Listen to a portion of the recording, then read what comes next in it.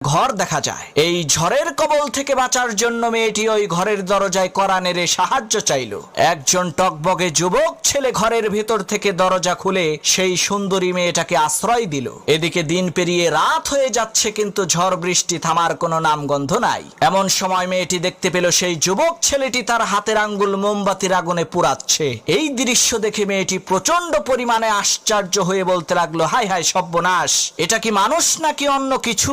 পরের দিন সেই মেয়েটি বাড়িতে যেয়ে তার বাবার কাছে সব ঘটনা খুলে বলল, কাল রাতে তার সাথে কি কি হয়েছিল। তখন সেই মেয়েটির পিতা সেই ছেলেটিকে এসে জিজ্ঞেস করলো, বাবা, গতকাল রাতে মোমবাতির আগুনে তোমার হাতের আঙ্গুল পুড়িয়েছো কেন?